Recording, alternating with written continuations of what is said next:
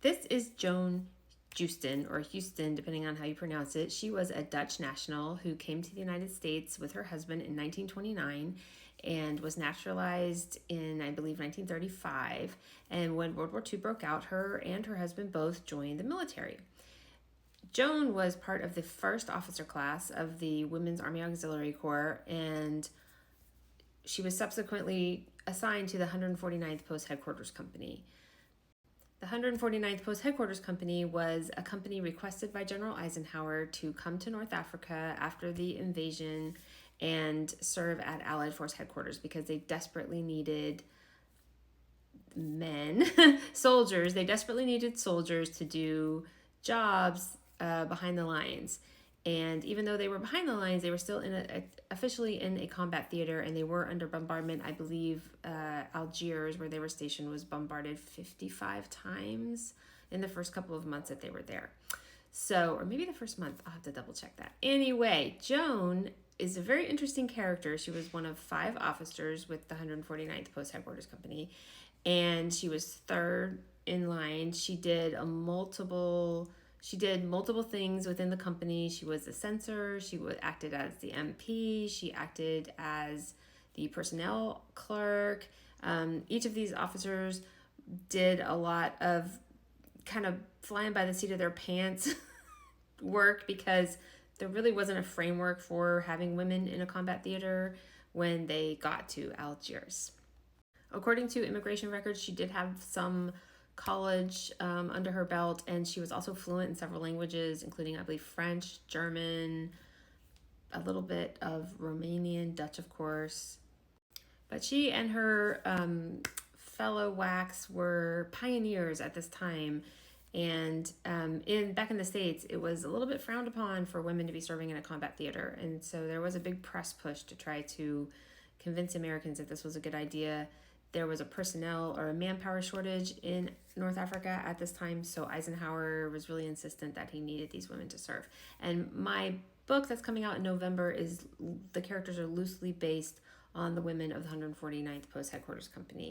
She said when her husband joined the military, "I wanted to get into, all of my people are in Holland. I know what war is like over there, and I don't want it to happen here." And in another newspaper article, she stated that she had lost track of her family in German-occupied Holland. Her father served on the board of the biggest bicycle and motorcycle company in Europe at the time when war broke out. Here's a picture of her family. It was a large Catholic family. She is the one fourth from the right with the big bow in her hair. So she looks a lot different in this picture. She came from a relatively wealthy family, and then from the research I've done, it seems like she married against her father's wishes and married a bit of a scoundrel. His family, he was from Eindhoven, which if you have watched Band of Brothers, you know it's a town in Holland that was liberated by the Americans. Anyway, and her husband is an interesting character. I don't have a good photograph of him.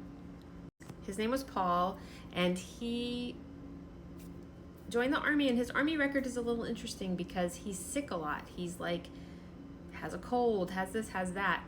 And I haven't found, I don't know how to say this, but some of the information is a little sus.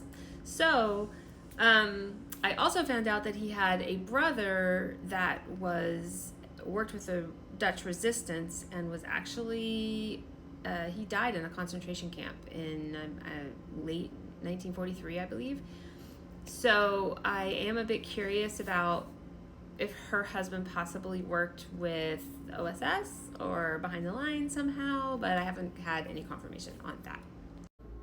But Joan did spend the rest of her life in Houston, Texas, and she worked at the University of St. Thomas in Houston. And she was an active part of the community, but she never did remarry. I wasn't able to find any divorce papers. Her husband seems to have married a rich widow in California. That's a whole different story. I'm still researching that because I'm just curious. But anyway, Joan died alone in 1976 of lung cancer. She is buried at the Houston National Cemetery, and I've gone there twice now, I think. just to pay my respects to her, because she really is an unsung hero. She and her fellow officers were the first group of officers of American women soldiers stationed in a combat theater, and they've pretty much been forgotten. Nobody really knows about them. So, like I said, I loosely based my murder mystery, my World War II murder mystery, Murder in the Ranks, on this company.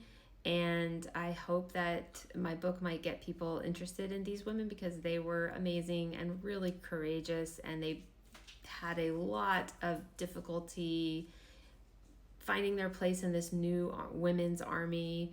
And Joan was one of the pioneers in this area. So I really respect her and love her, and she's a fascinating character.